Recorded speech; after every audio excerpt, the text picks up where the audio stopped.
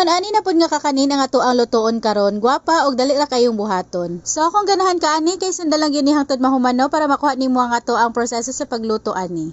Sa mixing bowl, ato ala sa i-combine ang ato ang 1 cup glutinous flour, 1/2 cup all-purpose flour, and 1/2 cup na white sugar. I-mix lang sa ninato, then add to diri og 1 cup na evaporated milk. Ato ani siyang i-mix so diri kay medyo nagkulang ta sa evaporated milk so nag-add to diri og 1/2 cup. Then ato lang dyan siyang i-mix og tarong no hangtod sa wala na siyang mga lumps. Pagkahuman ato ani siyang i-divide into 3. Ato siyang ibutang diri sa ato ang mga bowl. So 3/4 cup na mixture din ni siya kada color no. Then nagbutang ta diri og green and purple nga coloring or depende ninyo kung sa inyong ganahan og available na color. And once na mix na siya og tarong, mag-prepare na ta diri sa ato ang molder. Nagbutang lang ko diri og gamay na oil kay para bitaon niya inig unmold nato kay dili ta maglisod. I-brush lang na nato pagkahuman, ibutang na nato diri ang ato ang plain mixture. Then steam ni nato for about 12 minutes sa medium heat. Then after 12 minutes, isunod na nato diri ang ato ang purple na color. Then mao gihapon na steam gihapon na nato siya for 12 minutes. Then pag naluto na, isunod na nato diri ang ato ang green nga mixture, same lang gihapon ang ihang pag-steam. Then pag naluto na tanan, kay ato na ni siyang i-unmold. So diri ato na ni siyang i-roll o ginahinay no.